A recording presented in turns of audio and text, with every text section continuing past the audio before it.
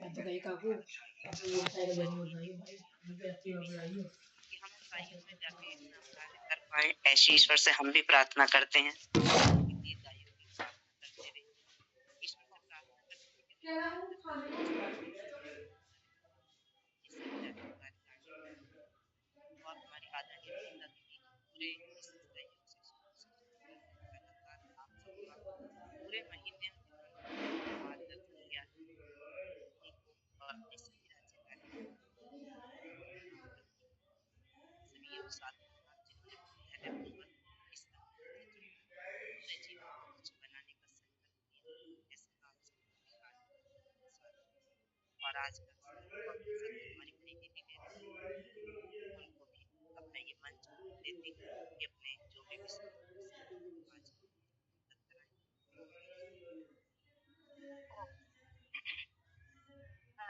बहुत बहुत धन्यवाद आदरणीय बहन रंजना जी का और धन्यवाद आदरणीय बहन विनीता जी का, जिनके सहयोग से ये प्रशिक्षण शिविर पूर्णता की ओर जा रहा है। तो उस परम पिता परमात्मा को नमन करते हुए इस संसार में व्याप्त दिव्य शक्तियों का आवाहन करते हुए इस मंच पर उपस्थित सभी हमारे संगठन की वरिष्ठ बहनें तथा संगठन में आकर के अपने आप को मानव सेवा के लिए समर्पित करने वाले समस्त योग साधक भाई बहनों को भी मैं हृदय से प्रणाम और नमन करते हुए आज के इस सत्र को प्रारंभ करते हैं। तो धुन के साथ इस सत्र को हम प्रारंभ करेंगे। तो सभी लोग कमर गर्दन को सीधा रखते हुए आंखों को प्रसन्नता के साथ बंद करते हुए आज्ञा चक्र पर ध्यान रखते हुए हम 3 बार ओम का उच्चारण करेंगे। उसके बाद अपनी बात प्रारंभ करेंगे। करते हैं, गहरी लंबी सांस को पहले लेंगे, उसके बाद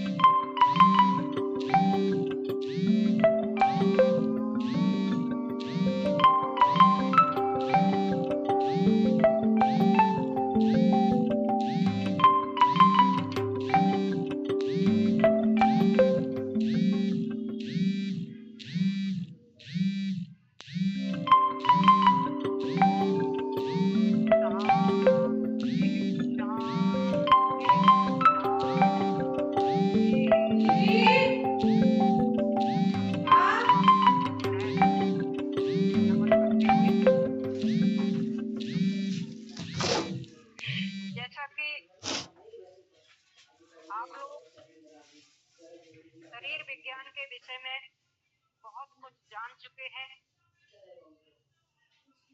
और जो हमारे शरीर को ऊर्जा प्रदान करने वाले जो अष्ट चक्र हैं, जिनमें समस्त शक्तियां समाहित हैं, सुप्त अवस्था में है, तो उनको प्राणायाम यानी योगिक क्रियाओं के द्वारा, सटकर्म क्रियाओं के द्वारा हम उनमें सुप्त अवस्था में संग्रहित शक्तियों को हम जागृत करते हैं। जैसा कि आपको पता अब है कि हमारे शरीर में 8 चक्र हैं। तो सबसे पहला हमारा मूलाधार, फिर स्वादिष्ठान, फिर मणिपुर, फिर अनाहत, फिर हमारा विशुद्धि, आज्ञा चक्र, मनस्य और सहस्त्रार, ये 8 चक्र जो शक्तियों के केंद्र हैं, और इनकी शक्तियां, यही शक्तियां जब जागृत होती हैं तो मूलाधार इन शक्तियों का स्रोत है, जहाँ से ये, चाहे वो शारीरिक, मानसिक, आध्यात्मिक कोई भी शक्ति हो, तो वो वहीं से प्रारंभ होती है और नीचे से ऊपर की ओर ऊर्ध्वगामी होती है। इन्हीं अष्ट चक्रों से संलग्न हमारी ग्रंथियां हैं, जिनसे हार्मोन्स स्रावित होता है, हार्मोन्स निकलते हैं। और आप इतने दिनों से अभ्यास कर रहे हैं तो अष्ट चक्रों के विषय में भी सुना, आपने हार्मोन्स के विषय में भी सुना। तो ये हार्मोन्स वो केमिकल है या वो रासायनिक तत्व है, वो केमिकल है जो हमारा शरीर उत्पन्न करता है।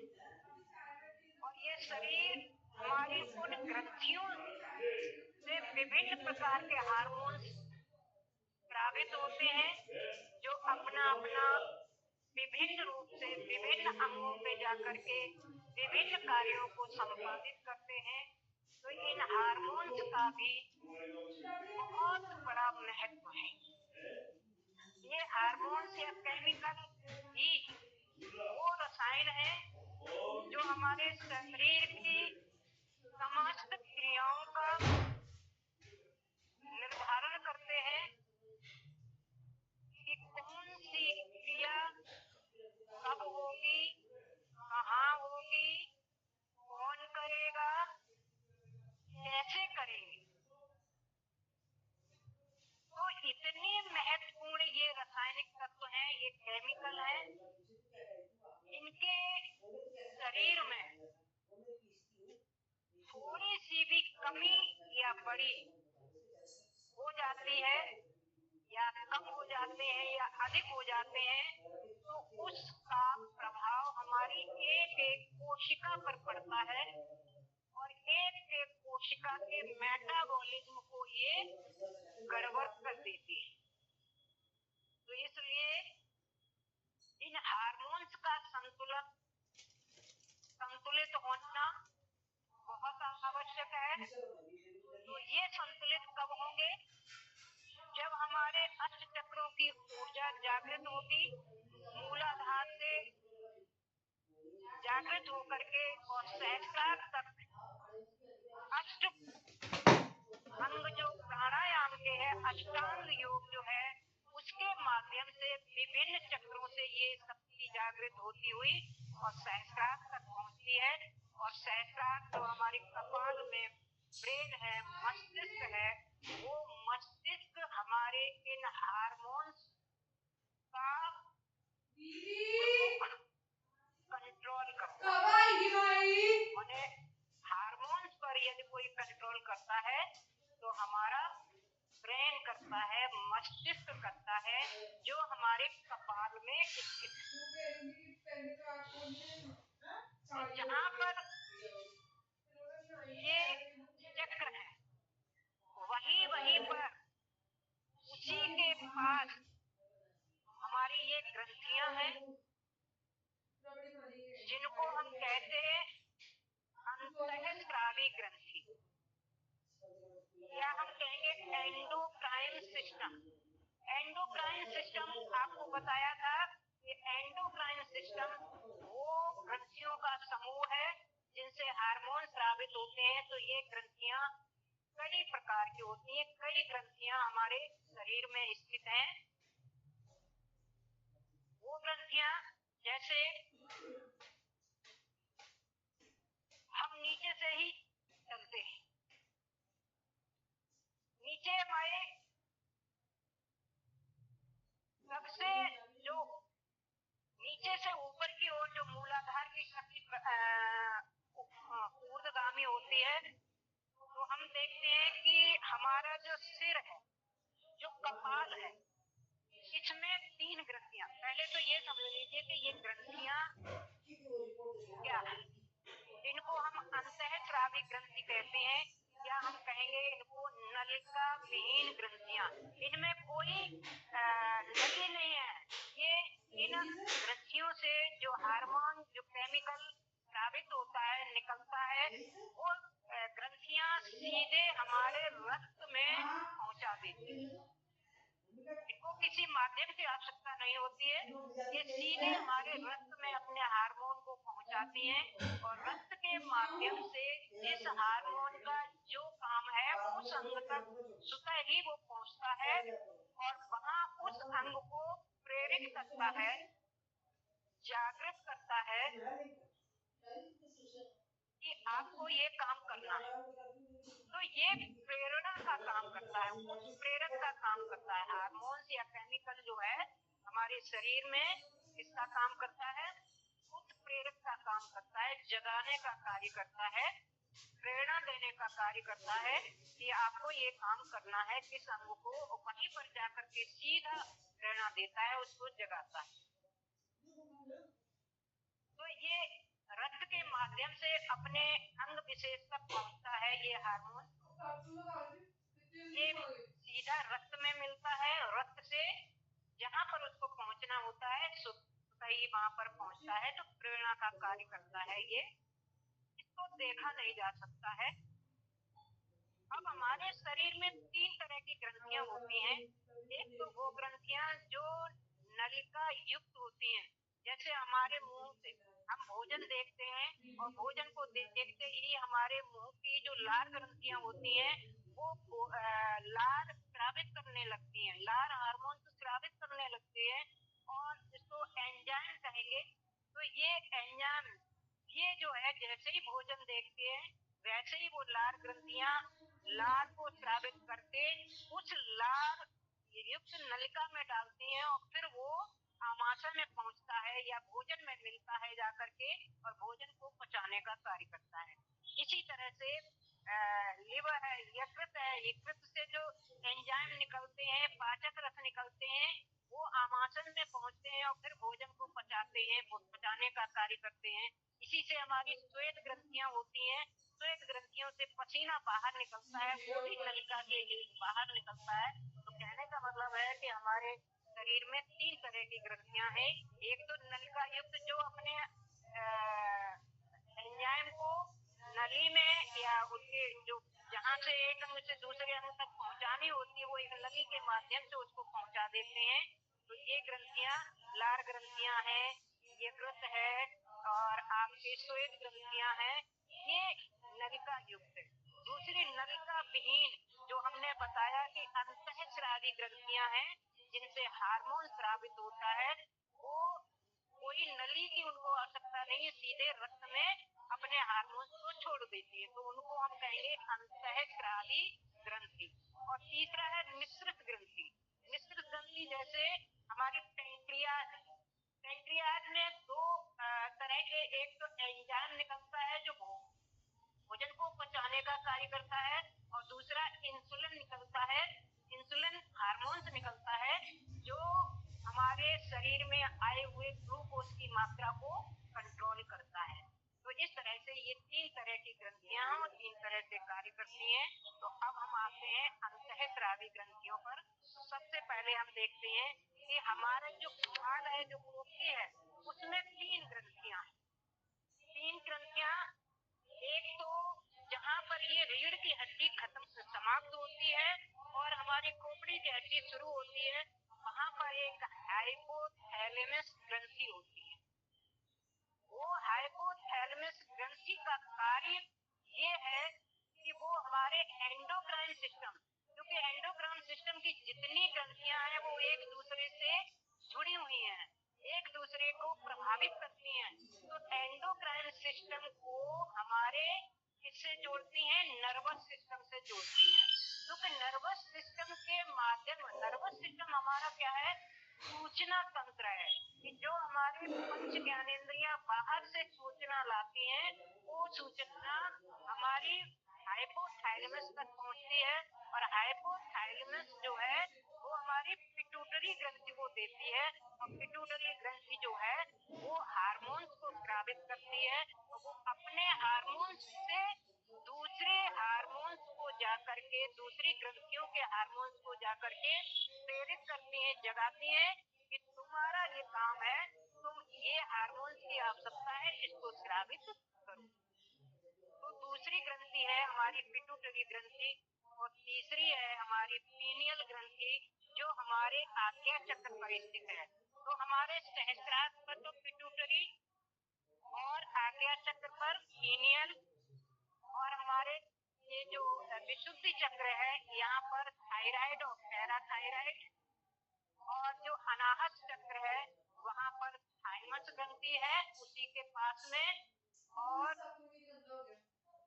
हमारे जो किडनी है, दोनों किडनी गुर्दे, उनके दोनों गुर्दों के ऊपर हमारी जो है एड्रिनल ग्रंथि है। तो ये मेन ग्रंथि है। फिर तो हमारा अंडाशय और ये है, वहाँ पर ग्रंथियां भी हैं, वो जननांगों को प्रभावित करती हैं। तो अभी हमने कहा जैसे कि हमारे जो अष्ट चक्र हैं और अष्ट चक्र ये ग्रंथियां पास पास हैं, तो वहाँ पर स्थित सभी अंगों को जहाँ पर जो ग्रंथि, जहाँ पर जो अष्ट चक्र है वो उन अंगों को प्रभावित करता है।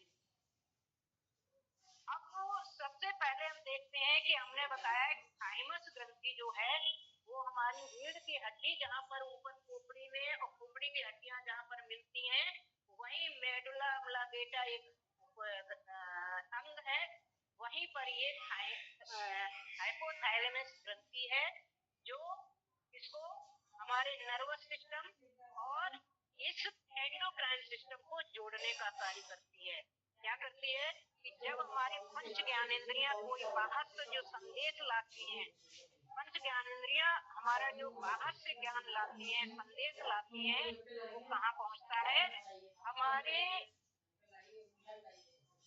ये जो हाइपोथैलेमस है वहाँ जो है ये एकत्रित होता है, वो संवेदनाएं, वो सूचनाएं, फिर उसके बाद पिट्यूटरी को पहुँचता है संदेश। और पिट्यूटरी ग्रंथि जो है वहाँ पर हमारी जो पिट्यूटरी ग्रंथि है उसमें से मुख्य हार्मोन्स जो स्रावित होता है वो आवश्यकता अनुसार दूसरी ग्रंथियों को जागृत करने का काम करता है। उससे कहता है कि आपके लिए ये काम आया है, आप ये इस हार्मोन्स की आवश्यकता है, इसको आप स्रावित करें। तो इसलिए इसको मास्टर ग्रंथि कहते हैं, इस पिट्यूटरी ग्रंथि को भी मास्टर ग्रंथि कहते हैं। क्यों? क्योंकि ये ही एक ऐसी ग्रंथि है जो अपने हार्मोन्स से दूसरे ग्रंथियों के हार्मोन्स को कंट्रोल करती है, इसलिए ये मास्टर ग्रंथि कहलाती है। और मास्टर ग्रंथि जो है इससे जो हार्मोन्स स्रावित होते हैं, तो कई एक हार्मोन्स स्रावित होते हैं। तो जैसे पिट्यूटरी ग्रंथि हमारी ग्रोथ हार्मोन्स, यहीं से हमारा ग्रोथ हार्मोन्स स्रावित होता है जो बच्चे की या हमारे शरीर के विकास और वृद्धि में सहायता करता है।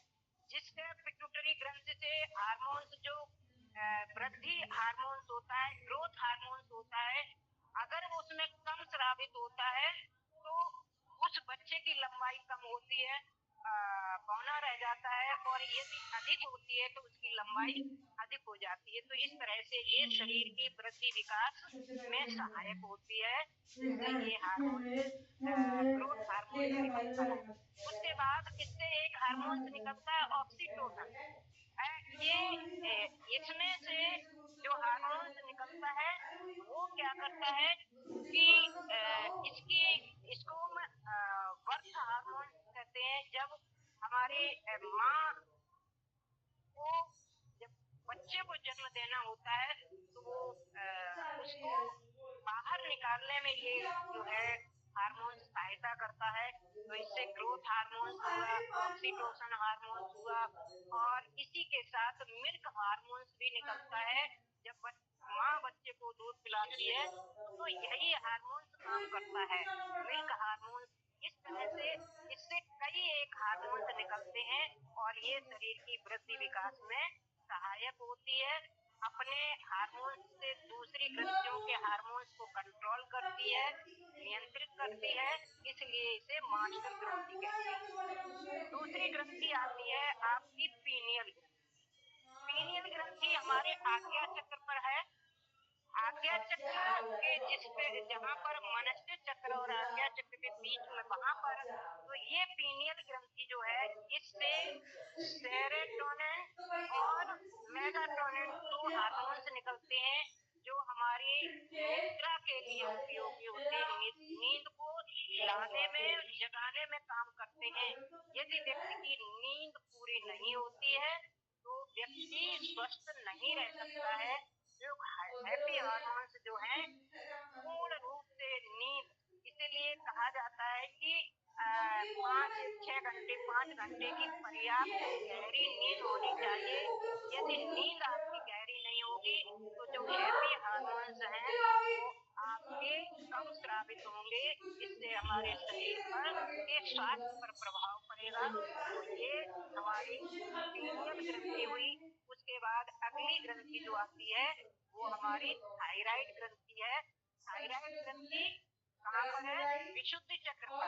और थायराइड ग्रंथि के बारे में बहुत, जो हमारी थायराइड की समस्या आती है उसको बहुत बहनों ने कई बार उसको बताया है, तो इसके डिटेल में हम न जाकर के, लेकिन फिर भी ये थायराइड ग्रंथि जो है, थायरोक्सिन नाम का ये हार्मोन स्रावित करती है। तो इसी के कम ज्यादा होने से थायराइड की बीमारी होती है। और ये थायराइड ग्रंथि हमारे स्तन तंत्र को नियंत्रित करती है, टेम्परेचर को नियंत्रित करती है, हमारे मेटाबॉलिज्म को नियंत्रित करती है, और हमारे जो जननांग है उनको भी ये प्रभावित करती है। तो इसलिए इस ग्रंथि का स्वस्थ होना, संतुलित होना बहुत आवश्यक है, जो कि हम उज्जाई और विभिन्न प्राणायाम के द्वारा इसको संतुलित करते हैं, इसकी शक्ति को जागृत करते हैं। तो ये हमारी थायराइड ग्रंथि हुई। और थायराइड ग्रंथि को हम पेस मेकर कहते हैं। थायराइड ग्रंथि हमारी पेस मेकर कहलाती है। क्यों कहलाती है? क्योंकि यदि कोई ग्रंथि से हार्मोन कम स्रावित होता है तो ये अपने हार्मोन से उसके हार्मोन्स की पूर्ति करती है, वहां पर जाकर के उसको हार्मोन्स स्रावित करने में सहयोग करती है, इसलिए इसको हम पेस मेकर भी कहते हैं। और चौथी ग्रंथि हमारी थायराइड जो विशुद्धि चक्र पर है, तो विशुद्धि चक्र को हम प्राणायाम के द्वारा उसको संतुलित, वहां की ऊर्जा को उत्सर्जित करेंगे तो हमारी थायराइड ग्रंथि भी संतुलित रहेगी और हमारे वहां का हार्मोन्स भी संतुलित रूप से स्रावित होगा। तो ये इन बीमारियों से, इन समस्याओं से हम बचे रहेंगे। उसके बाद आती है हमारी हृदय चक्र पर, विशुद्धि चक्र पर, उस पे यहाँ पर थाइमस ग्रंथि है। और ये थाइमस ग्रंथि जो है वो धाय माँ कहलाती है। क्योंकि जब बच्चा छोटा होता है तो यही ग्रंथि बच्चे की भूख प्यास के लिए को नियंत्रित करती है, कंट्रोल करती है और उसकी सहायता करती है। और जब बच्चा बड़ा हो जाता है तो ये स्वतः ही ये ग्रंथि अपना काम करना बंद कर देती है।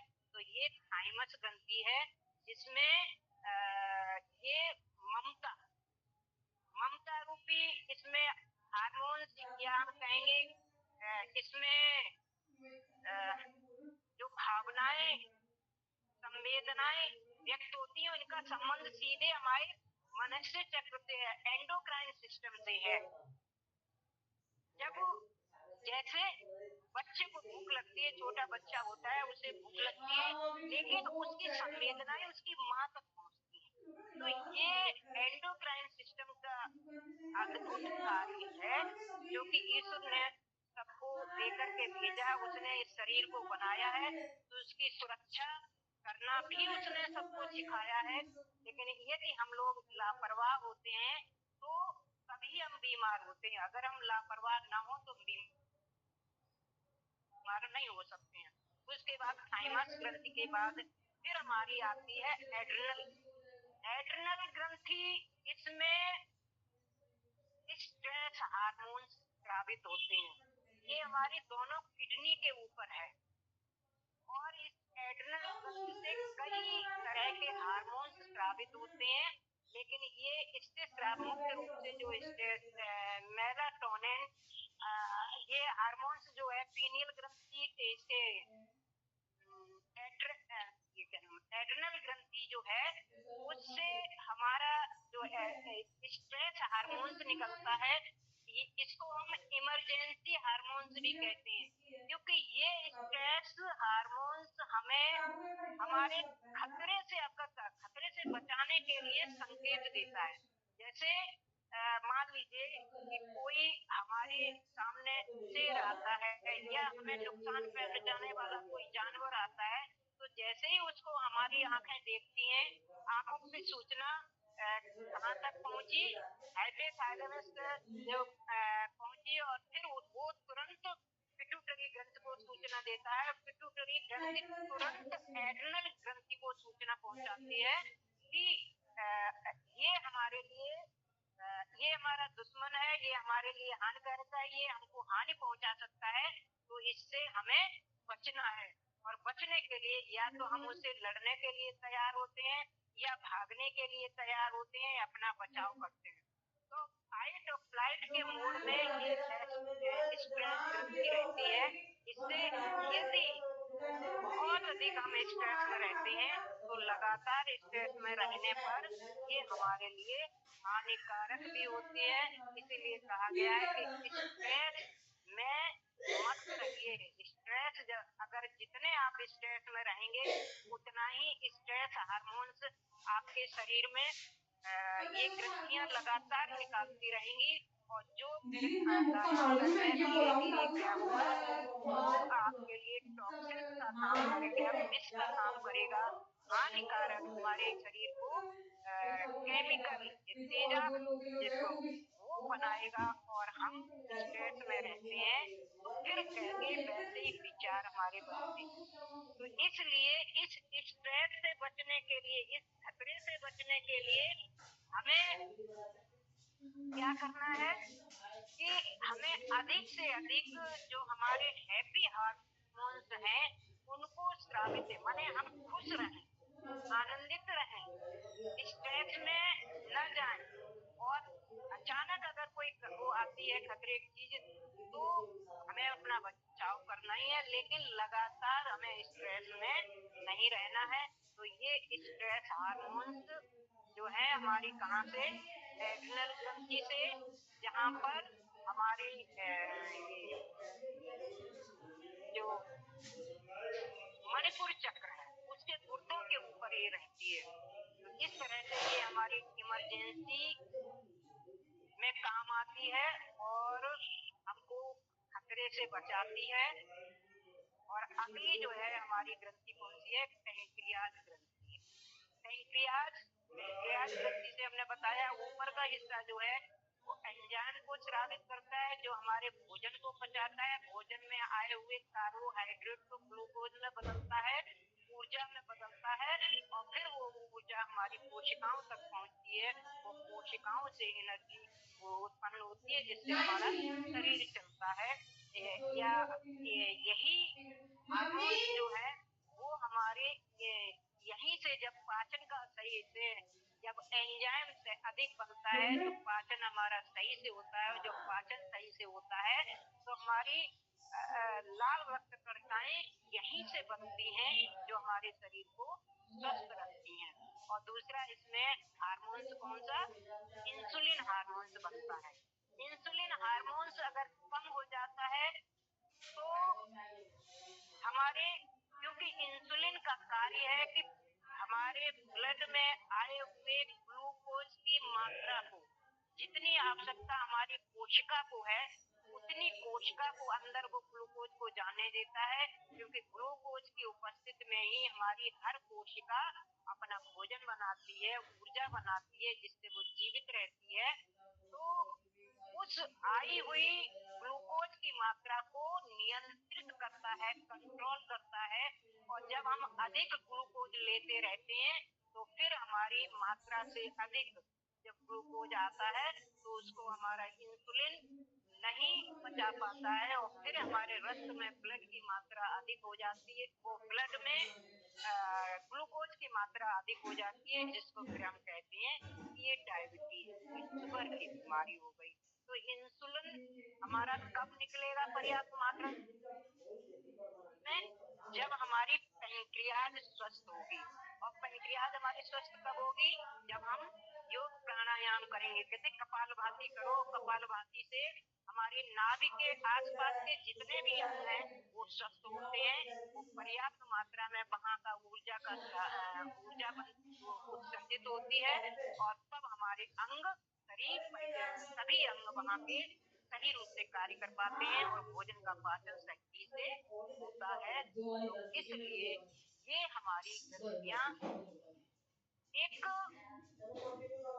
इन्हें हार्मोन्स जो है प्रमुख रूप से हमारे लिए जिम्मेदार है, हमारे शरीर के स्वास्थ्य के लिए, हमारे शरीर में होने वाली क्रियाओं के लिए।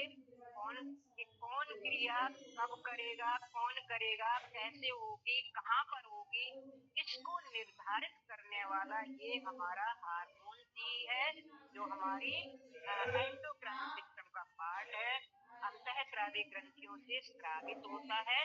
तो ये तो हमने अभी संक्षेप में, विस्तार में बताएंगे तो नहीं हो पाएगा, क्योंकि इसी से संबंधित एक दूसरा है तंत्र। देखो, जो हमारा शरीर है, इस शरीर को हमें संतुलित रखना है। कहते हैं संतुलन ही हमारा स्वास्थ्य है। हमारे शरीर का एक एक अंग प्रत्यंग जब स्वस्थ होगा, संतुलित होगा, संतुलित का मतलब स्वस्थ। अब वो शरीर है, शरीर, मन, इंद्रियां, हार्मोन्स, ये इमोशंस, ये सभी जब हमारे शरीर के संतुलित होंगे तो हमारा शरीर स्वस्थ होगा। और स्वस्थ शरीर को किसकी आवश्यकता है? कंट्रोल, यानी संयमित या हमारे कंट्रोल में रहे, नियंत्रण में रहे, उसी को हम संतुलित कहेंगे। तो संतुलन में कहना या नियंत्रण में कहना, तो हमारा शरीर जो है एक तो हार्मोन्स से नियंत्रित करता है हमारे शरीर को, और दूसरी चीज है हमारा नर्वस सिस्टम। तो हमारे शरीर का कंट्रोल और कोऑर्डिनेशन, जैसा हमने बताया, कोऑर्डिनेशन और सामंजस्य। अब सामंजस्य किसका? जैसे अभी बताया कि इन ग्रंथियों का संबंध हमारे अष्ट चक्र से है, और अष्ट चक्र का संबंध हमारे हार्मोन से है, और हार्मोन का संबंध हमारे इससे है, नर्वस सिस्टम से है। नर्वस सिस्टम का संबंध हमारी ये पंच ज्ञानेंद्रियां, कर्मेंद्रियां और जो 25 तत्व हैं, उन जिनसे हमारा शरीर बना है, उन सबसे ये संबंध है। तो हमारे शरीर का कंट्रोल और कोऑर्डिनेशन, माने शरीर को कंट्रोल में रखने वाला, संतुलित रखने वाला और संयमित रखने वाला और नियंत्रित, सामंजस्य, एक दूसरे के आपसी सहयोग से चलने वाला। तो इनमें कंट्रोल और कोऑर्डिनेशन का जो काम करता है, कोऑर्डिनेशन का काम कौन करता है? ये हमारा हार्मोन। और कंट्रोल का काम कौन करता है? ये हमारा नर्वस सिस्टम, जो माइंड का, जो हमारे मस्तिष्क का एक पार्ट है। अब नर्वस सिस्टम में भी हैं हम इस नर्वस सिस्टम पर। नर्वस सिस्टम, इसी को हम कहेंगे स्वरतंत्र या नर्वस सिस्टम, या हम इसको कहेंगे स्नायु तंत्र, या हम कहेंगे तंत्रिका तंत्र, एक ही बात है। और इसी को हम कहेंगे नाड़ियां। हम रोज सुनते हैं, जब हम प्राणायाम करते हैं तो प्राणायाम करते समय रोज सुनते हैं कि हमारा शरीर जो हमारे शरीर में 72,72,10,201 नस नाड़ियां हैं, जो हमारे शरीर का क्या कहलाता है? सूचना तंत्र कहलाता है। कहते हैं जब कभी हमारे मान लीजिए कोई नस दब जाती है, हाथ सुन्न हो जाता है, वो अंग सुन्न हो जाता है, तो वहाँ की फिर कुछ गतिविधि कुछ पता ही नहीं चलता है कि ये क्या हो गया। सुन्न होने का मतलब वहाँ पर जो हमारी स्नायु तंत्र कार्य करती है, स्नायु तंत्र क्या है कि वो प्राण तत्व। अब यहाँ पर आते हैं, देखिए प्राण तत्व को पहले ही आप बहुत समझ चुके हैं कि प्राण क्या है। प्राणों से ही सब कुछ बना है। तो पहले तो तंत्रिका तंत्र नर्वस सिस्टम, जैसे हमारे जो अष्ट चक्र हैं वो क्या है, वो भी तो इन्हीं नर्वस सिस्टम का ही एक अंग है। अष्ट चक्र किसे कहते हैं? जब नर्व्स ये जो 72,72,10,201 नस नाड़ियां हैं, वो एक दूसरे को क्रॉस करती हैं। जहाँ पर एक दूसरे को क्रॉस करती हैं वहाँ पर ऊर्जा अधिक मात्रा में एकत्रित हो जाती है और वहीं पर वो चक्र बन जाता है। जिसको तो सबसे जो महत्वपूर्ण सबसे बड़े जो चक्र है हमारे शरीर में, वैसे तो करीब 102 चक्र है, जहाँ पर ये 72,72,10,201 नस नाड़ियां एक दूसरे के संपर्क में आती हैं, क्रॉस करती हैं, वहाँ पर ऊर्जा का केंद्र बनता है। तो इनमें से 102 जो है चक्र बनते हैं हमारे शरीर में, और उन 102 चक्रों में 8 चक्र प्रमुख हैं जो आपने पढ़े। 8 चक्र क्या है बताया कि उन्हीं नर्वस सिस्टम का एक अंग है, और ये आपको दिखाई नहीं देते। उसी तरह से दिखाई नहीं देते हैं जैसे हमारी बिजली विद्युत है। विद्युत इतना बड़ा काम करती है, प्रवाहित होती है, तार के अंदर कुछ दिखाई नहीं देती है, लेकिन वो एक धारा के रूप में प्रवाहित होती है। इसी तरह से ये विद्युत धारा की तरह ही हमारे शरीर के अंदर ये जो हम कहेंगे ऊर्जा कहेंगे, एनर्जी कहेंगे, या ऊर्जा कहेंगे। तो हमारा शरीर जो है क्या है, ये प्राण ऊर्जा का समुद्र है। जैसा कि बताया कि यहाँ से जो नर्स, जैसे हमने पहले दिन पढ़ाया कि जब बच्चा माँ के गर्भ में आता है तो सबसे पहले क्या बनता है? तंत्रिका तंत्र बनती है। वहीं से मूलाधार से शुरू होती है, तंत्रिका तंत्र बनती है, जिसमें से रीढ़ की हड्डी बनती है, और स्पाइनल कॉर्ड के अंदर से ही 3 नाड़ियां, स्पाइनल कॉर्ड के अंदर प्रमुख एक नाड़ी सुषुम्ना नाड़ी, और सुषुम्ना नाड़ी को क्रॉस करते हुए इस तरह से 2 नाड़ियां, एक दाएं से चलती है और एक बाएं से चलती है, जो इड़ा और पिंगला नाड़ी कहलाती है। तो ये प्रमुख 3 नाड़ियां होती हैं, और यही यहाँ से आकर के आज्ञा चक्र पर मिलती हैं, और फिर आज्ञा चक्र से ये यहाँ पर नाभि चक्र से नीचे से आगे, और नीचे नाभि चक्र से संपूर्ण शरीर में ये 72 करोड़ नस नाड़ियां फैल जाती हैं, जिनसे हमारा प्राण तत्व प्रवाहित होता है। एक कोशिका तक प्राण तत्व पहुंचता है। तो जैसा 102 हमारे चक्र हैं, उनमें से प्रमुख 8 चक्र हैं, और इसी तरह से जो 72,72,10,201 नस नाड़ियां हैं, उसमें से 24 नाड़ियां प्रमुख हैं। 24 नाड़ियां प्रमुख क्या है कि हमारी नाभि जहाँ पर हमारा चक्र है मणिपुर चक्र, इस मणिपुर चक्र पर ही यही प्रमुख नाड़ियां आकर के मिलती हैं, और यहीं से 10 नाड़ियां ऊपर की ओर जाती हैं और 10 नाड़ियां नीचे की ओर जाती हैं, 2 दाएं से और 2 बाएं से प्रवाहित होती हुई पूरे शरीर में फैल जाती हैं। तो ये प्रमुख 24 नाड़ियां हुई। इन 24 नाड़ियों में से भी प्रमुख 10 नाड़ियां हैं। वो प्रमुख 10 नाड़ियां जो है कौन कौन सी हैं? जो हमारे जो पंच ज्ञानेंद्रियां हैं, ये पंच प्राण है। आप पंच प्राण भी पढ़ चुके हैं। ये हमारे पंच प्राण क्या है? जो हृदय पर है प्रमुख प्राण है। उसके बाद जो गर्दन के ऊपर है उदान प्राण कहलाते हैं, उदान वायु कहलाती है। और नीचे ये नाभि पर समान वायु और अपान वायु नीचे और संपूर्ण शरीर में व्यान वायु। तो ये नाड़ियों के माध्यम से ही हमारे प्राण ऊपर नीचे जाते हैं। तो हमने अभी बताया 10 नाड़ियां हमारी प्रमुख है। उन 10 नाड़ियों में 2 नाड़ियां जो है आंखों, अब इसको अगर हम डिटेल में बताएंगे तो फिर पूरा फिर किसी दिन क्लास लेंगे तब हम बताएंगे। तो ये मान लीजिए कि ये 10 नाड़ियों में 2 नाड़ियां तो हमारी आंख को प्राण पहुंचाती हैं और 2 नाड़ियां हमारे नासिका को, 2 नाड़ियां हमारे कानों को। तो ये 6 नाड़ियां हो गई। और उसके बाद हमारी 2 नाड़ियां, ये 6 नाड़ियां क्या है? तो उदान वायु को तो कान में उदान वायु पहुंचती है और एक नाड़ी जो है वो मुंह को पहुंचाती है प्राण वायु और एक नाड़ी हमारे जननांगों को अपान वायु नीचे की ओर पहुंचाती है।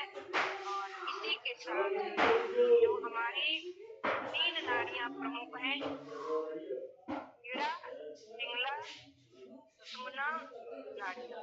तो इस तरह से ये 10 नाड़ियां होती। वैसे हम नाम बता दें, जैसे गांधारी बाई आंख में उदान वायु को पहुंचाती है, हस्त जिह्वा दाई आंख में पहुंचाती है और पूषा दाहिने कान में उदान वायु, ये सुसनी बाएं कान में और अलम्बुसा मुंह में प्राण वायु को पहुंचाती है, भू जननांगों में अपान वायु को पहुंचाती है, संकिनी भूता भाग में पहुंचाती है वायु को।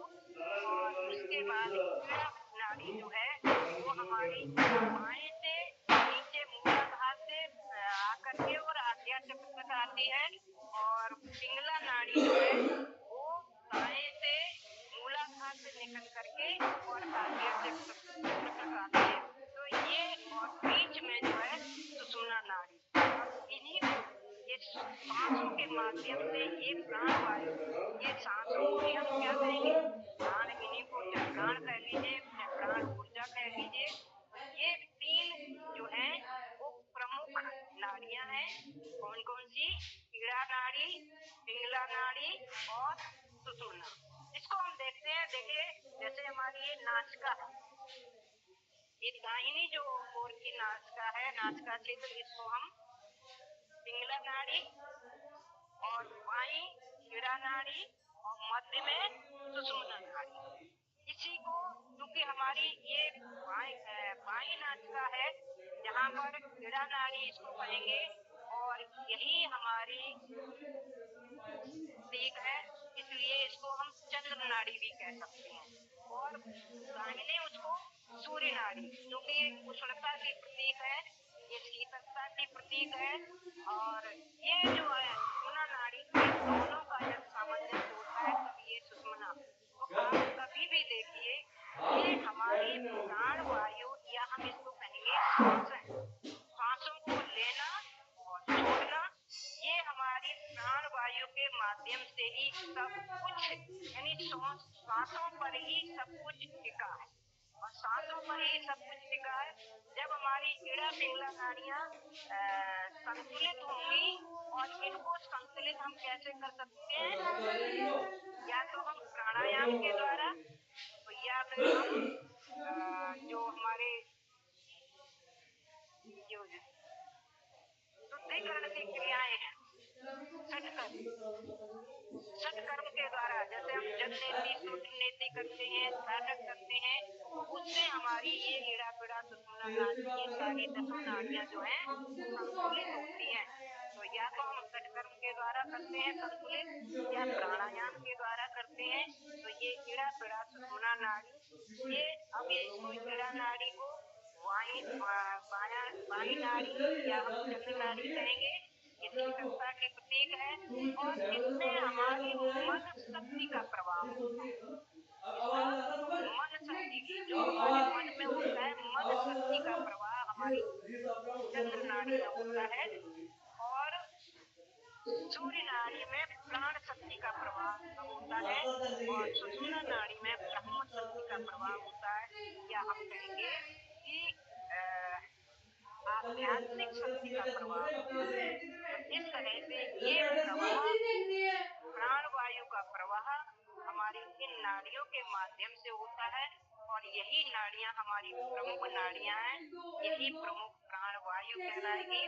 तो 72,72,72,10,201 नाड़ियां जो हैं वो इड़ा पिड़ा सुषुम्ना नाड़ी, ये हमारी सेंट्रल नर्वस सिस्टम है, ये हमारी सेंट्रल सेंसरी नर्व है, जो हमारी जैसे इड़ा नाड़ी जो है हमारे बाहर के पंच ज्ञानेंद्रियां हैं, उनसे संपर्क करके बाह्य ज्ञान जो हमारी इंद्रियां प्राप्त करती हैं। जैसे हमने मान लीजिए कोई अच्छी चीज देखी, हमारी आंखों ने देखी, तो हमारी आंखों में अंदर क्या होगा, बहुत आनंद की स्फूर्ति होती है और फिर वो आनंद की स्फूर्ति जब है वो ये बहुत अच्छी चीज है, आंखों ने कोई अच्छी चीज देखी और ये सूचना हमारे नर्वस हमारी क्या आंख कौन सी इंद्रिय है, आंख ने देखी और आंख ने फिर वो सूचना कहाँ पहुंचाई, हाइपोथैलेमस तक पहुंची और हाइपोथैलेमस ने फिर हमारी पिट्यूटरी ग्रंथि तक पहुंचाई। पिट्यूटरी ग्रंथि फिर क्या कहेगी, हमारे आज्ञा चक्र में जो हमारी पीनियल ग्रंथि है वहां पर, या हमारे सेरोटोनिन हार्मोन जो स्रावित होगा पिट्यूटरी, वहां पर हैप्पी हार्मोन्स स्रावित होंगे और हम आनंद से आनंदित। अगर कोई डरावनी चीज हमारी आंखें देखती है तो वो सूचना कहाँ उस नर्वस सिस्टम के माध्यम से कहाँ पहुंचेगी, एड्रेनल ग्रंथि को, माने पिट्यूटरी ग्रंथि हमारी सीधी सूचना किसको देगी, एड्रेनल ग्रंथि को देगी और एड्रेनल ग्रंथि तुरंत स्ट्रेस हार्मोन को स्रावित करेगी और फिर वो स्ट्रेस हार्मोन क्या करता है कि हमें सुरक्षा का संकेत देता है, या तो हम उससे लड़ें या हम अपने बचाव में भागे, तो जो संभव होता है वो क्रिया किया जाता है। तो इस तरह से ये हमारा नर्वस सिस्टम जो है, हमारा सेंसरी बोर्ड है, ये हमारी सूचना तंत्र है और ये सूचना तंत्र को कंट्रोल कौन करता है, हमारा मस्तिष्क कंट्रोल करता है और मस्तिष्क को कंट्रोल जो है, हमारे मस्तिष्क ही हमारे हार्मोन्स को कंट्रोल करता है और हार्मोन्स हमारे संपूर्ण जो ज्ञानेंद्रियां कर्मेंद्रियां हैं उनको यथासंभव सूचना देता है और क्रमशः हमारा शरीर कार्य करता है।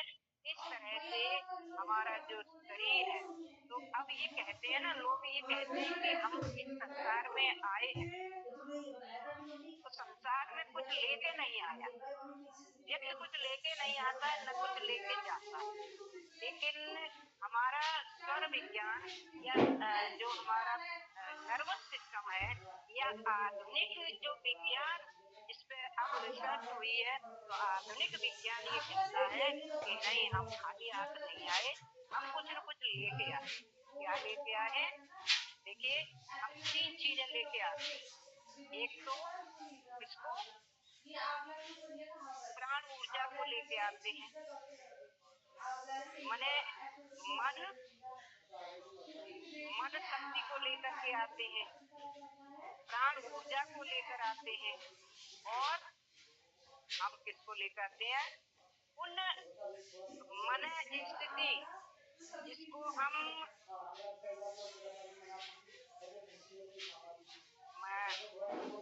आत्मा और आत्मा, ये आत्मा हमारे साथ आती है और साथ ही जाती है।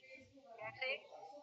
जब हमने ये आपको बताया गया था और ये विज्ञान ये कहता है कि जब माँ गर्भ धारण करती है, हमने बताया था जब माँ गर्भ धारण करती है तीसरे सप्ताह उसमें हलचल होती है और तब कहते हैं कि अब प्राण का प्रवाह हुआ।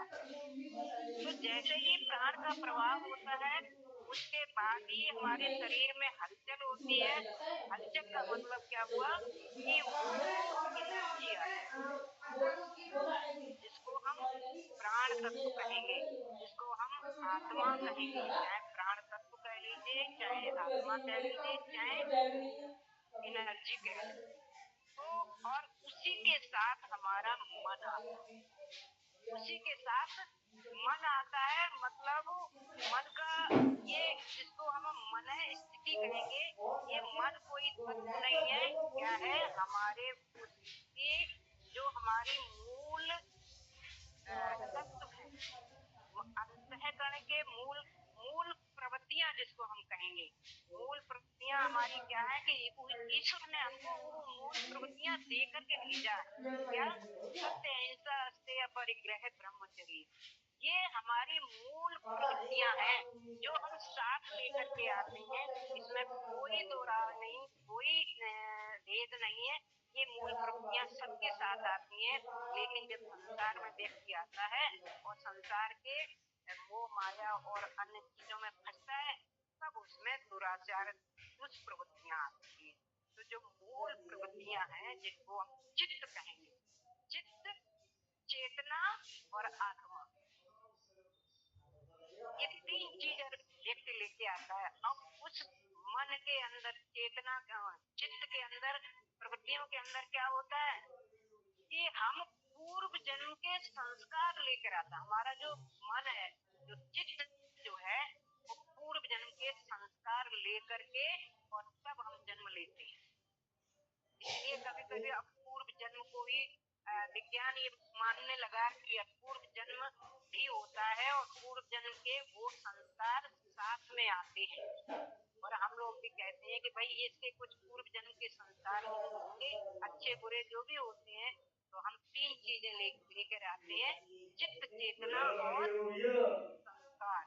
चित्त, चेतना और आत्मा। अब देखिए ये तीन चीजें लेके आते हैं। जब हम लेके भी आते हैं और जब जाती हैं तो भी ये तीनों साथ जाती हैं। कैसे कि जब हम व्यक्ति अंतिम सांस लेता, ये सांसों के साथ ही चलती हैं। जैसे ही ये प्राण वायु आई अंदर और व्यक्ति सांस लेता है, और सांसों के साथ ये चित्त, चेतना और आत्मा चलती है।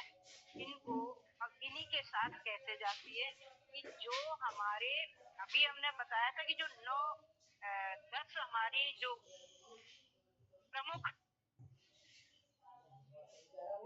नर्व्स हैं, जो उन्हीं को हम क्या कहेंगे, नव द्वार भी कहते हैं। जो नव द्वार हमारे क्या है, 2 आंखें हैं, 2 कान है, 2 नाक है, मुख है, और जो मल स्थान है, मूत्र का स्थान है। ये 9 द्वार है। तो अष्ट चक्र और नव द्वार ये हम लेकर के आते हैं। और इन्हीं नव द्वारों से हमारी जो आत्मा है वो बाहर जाती है। जब व्यक्ति अंतिम सांस लेता है तो अंतिम श्वासों के साथ ही क्या होता है कि उस किसी भी एक द्वार से वो सांस, वो प्राण वायु बाहर जाती है। और प्राण वायु के साथ ही हमारी आत्मा, और फिर आत्मा के बाद हमारी ज्ञानेंद्रियां, कर्मेंद्रियां। तो पहले प्राण वायु जाती है, फिर हमारी कर्मेंद्रियां जाती है, फिर हमारी ज्ञानेंद्रियां जाती हैं, और फिर ज्ञानेंद्रियों के साथ ही हमारे ये शरीर चला जाता है। तो सांसों से ही हमारा ये, सांसों पर ही हमारा ये शरीर निर्भर है। तो ये सांसों का लेना छोड़ना आपने अभी तक सीखा। तो इतने दिनों प्राणायाम सीखे। प्राणायाम क्या है? प्राण को आयाम देना, मैंने गहरी प्राण को भरना क्या कहलाया? रेचक भरना और छोड़ना, और बाहर छोड़ के रोकना, बाह्य कुंभक, और अंदर रोकना, अंतः कुंभक। तो ये 3-4 क्रियाओं से ही हमारी शरीर की जो श्वासें चलती हैं, और श्वासों में ही हमारा जीवन निर्भर है। और अंत में इन्हीं के साथ जब श्वासें चली जाती हैं तो श्वासों के साथ ही ये पंच तत्व जो है जिससे हमारा शरीर बना है वो समाप्त होते हैं। पंच तत्वों से पंच तत्व जो है हमारे 25 तत्वों में विभाजित होकर के 5 ज्ञानेंद्रियां, 5 कर्मेंद्रियां, 5 तन्मात्राएं, जो हमारे पंच ज्ञानेंद्रियों के 5 विषय हमने बताए थे वो, और फिर उसके बाद ये हमारे तत्व समाप्त होते हैं। इस तरह व्यक्ति जीवन की अंतिम सांस लेकर के और हमारे ये जीवन की लीला समाप्त हो जाती है। तो इस तरह हमने ये आज नर्वस सिस्टम और एंडोक्राइन सिस्टम पढ़ा, और इसको संतुलित रखने के लिए, अच्छी तरह से इनको चलाने के लिए, हमारे शरीर को कंट्रोल और कोऑर्डिनेशन सही से रहे, इन सब के लिए हमें अष्ट चक्र की शक्तियों को जागृत करना है। और अष्ट चक्र की शक्तियों को हम इन प्राणायाम के द्वारा, विभिन्न जो प्राणायाम के 8 अंग हैं उनके द्वारा हम जागृत करते हैं और अपने को स्वस्थ शरीर लेकर के जीवन जीते हुए और आनंद उठाते हैं। इस तरह से आज का ये हमारा जो टॉपिक था बहुत बड़ा था, लेकिन हमने बहुत संक्षेप में इसको समेटते हुए आपको कुछ मुख्य बातें बताई।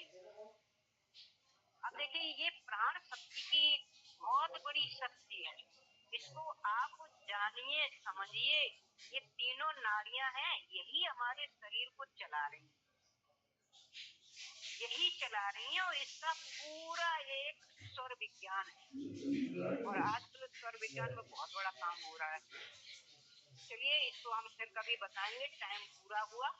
और इस विषय पर अगर किसी को बहन को कुछ पूछना है तो वो पूछ सकते हैं। उसके बाद हम आज के सत्र को पूर्ण करेंगे। पानी भर के तो मैं पानी मारूंगा, उससे हाथ से धो लेना, साफ कर लेना, फिर अब पता नहीं चलेगा मुझे। आपने नाड़ियों के नाम बताए, इलाम एक चीज हो गई, सुषुम्ना, और एक सुषुम्ना जी ठीक है। एक चीज मुझे यहाँ पे था, ये था कार्बोहाइड्रेट को ग्लूकोज में बदल देता है, तो वो माइटोकॉन्ड्रिया था।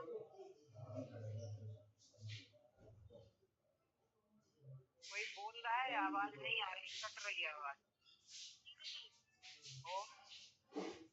दीदी जी, ये पूछ रही थी, जो ये नलिका भी किस ग्रंथि आती है? इन्हीं को कहते हैं ना कि इन्हीं को जागृत करके यही कुंडलिनी जागरण कहलाती है, जब इन्हीं तीनों की होती है और सहस्रार तक पहुंचती है। ऊर्ध्वगामी ये शक्ति नीचे से ऊपर की ओर प्राणायाम के द्वारा जागृत करती है। भाई जो भी बोल रहा है उसकी बात कट रही है, समझ में नहीं आ रही क्या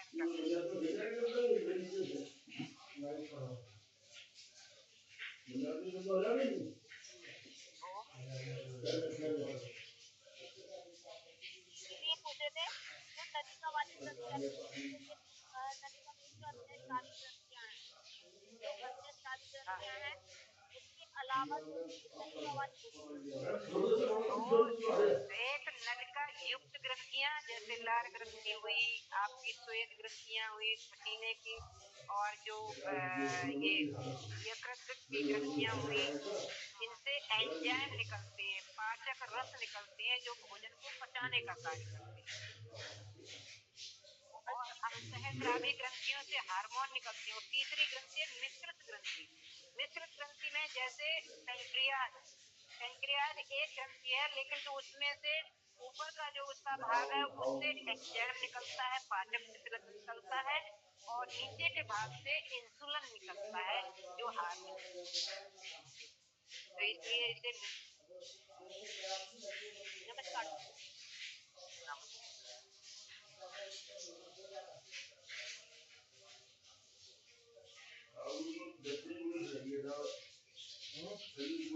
और बताइए, और किसी को कुछ पूछना?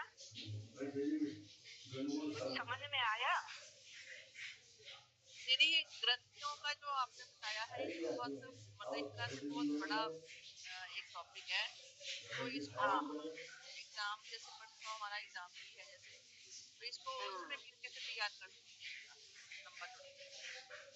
कुछ नहीं, उसमें लंबा चौड़ा करने की तैयारी कोई नहीं है उसमें, तो केवल हमने आपको इसलिए बताया है कि ये हमारा जो हमारा जीवन है वो किस तरह से चलता है, इसमें हमारा शरीर कंट्रोल और कोऑर्डिनेशन में कैसे रहता है, किसके माध्यम से हार्मोन क्या है, और कुछ एक आध आ सकते हैं कोई, वैसे वो उसमें पूरा इतना डिटेल में जाने की जरूरत नहीं, लेकिन आपको संक्षेप में इसलिए बताया कि इनका संतुलित होना आवश्यक है। और इनको संतुलित हम कैसे रख सकते हैं कि जब हमारे अष्टचक्र संतुलित रहे, अष्टशक्ति की शक्तियां जागृत होंगी, और क्योंकि ये देखिए जो हमारे हार्मोन हैं, ये ग्रंथियां हैं, ये हमारे अष्टचक्रों के पास में ही हैं। और जब हमारी कोई जैसे सूचना तंत्र हमारा नर्वस सिस्टम है, और नर्वस सिस्टम को सूचना किसके माध्यम से मिलती है, हमारी ये पंच ज्ञानेंद्रियों के माध्यम से। और पंच ज्ञानेंद्रियां ही हमारे वातावरण से ज्ञान प्राप्त करती हैं, वही ज्ञान हमारे कहाँ पहुँचता है, मस्तिष्क में पहुँचता है, और फिर वही मस्तिष्क जो है सूचना देता है किसको, इन नर्वस ये हमारे एंडोक्राइन सिस्टम को। और एंडोक्राइन सिस्टम को जब वो सूचना मिलती है कि इसकी आवश्यकता है, और वही फिर उस अंग तक, उस ग्रंथि तक वो सूचना पहुंचती है, और फिर वही ग्रंथि अपना हार्मोन स्रावित करती है सुसह की।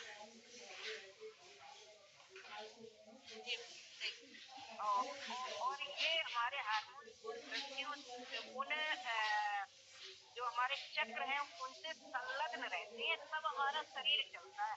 वही तभी तो हार्मोन जब निकलेंगे वो सूचना देंगे, फिर वो सूचना किसको, उस अंग तंत्र को पहुंचेगी, कर्मेंद्रियों को पहुंचेगी। और वो कर्मेंद्री भाई जब हमने कोई चीज मानी, डरावनी चीज देखी है, और डरावनी चीज देखते ही हमारा मस्तिष्क कहाँ सूचना पहुंचाएगा, एड्रिनल ग्रंथि। और एड्रिनल ग्रंथि तुरंत हार्मोन्स निकालेगी, कौन सा, स्ट्रेस हार्मोन। और स्ट्रेस हार्मोन्स का काम क्या है, फाइट फ्लाइट, मतलब या तो लड़ो या मरो या भागो, अपने बचाव के लिए। तो तुरंत ही अगर हम बच सकते हैं तो पीछे भागेंगे, और अगर हमें कोई ऐसी वो है जिससे हम लड़ सकते हैं उससे लड़ेंगे। तो वो हमारे फिर जो कर्मेंद्रियां हैं उनको सूचना मिलेगी, तभी तो वो कार्य करेंगी। तो इस तरह से ये एक दूसरे पर आश्रित हैं, एक दूसरे के सहयोग से पूरा शरीर चल रहा है, ये बताना जरूरी था। मेरी टाइमिंग क्या रहेगी पेपर की? पहले तो कल सुबह योगाभ्यास का सत्र होगा, शाम को आपको जो लिखित पेपर होगा उसको थोड़ा सा तैयारी कराएंगे कैसे पेपर आएगा आपका। फिर परसों जो है आपका प्रैक्टिकल होगा, फिर थ्योरी का होगा, तो बताया जाएगा आपको। टाइमिंग तो वही रहेगी जो उस दिन निर्धारित करते हैं, देखिए वही टाइम रखेंगे, 5 बजे 6 बजे का ही टाइम, वही 6 बजे का ही रखेंगे। और ग्रुप के माध्यम से आपको सूचना मिल जाएगी। हाँ, ग्रुप के माध्यम से मिल जाएगी। एक बहन ने वो है कौन, संगीता, उसने अपना डिटेल नहीं भेजा, फीस आ गई उसकी, लेकिन डिटेल उसने नहीं भेजा। संगीता जी अगर आप जुड़ी हुई है तो अपना डिटेल भेजिए, नहीं तो आपका बन नहीं पाएगा, फिर एग्जाम कैसे दे पाएंगे आप, अपना डिटेल भेजिए। उनको हमने पर्सनल उसमें भी लिखा था, उन्होंने इसके लिए भेज दी पैसा जमा करने के लिए। चलो ठीक है।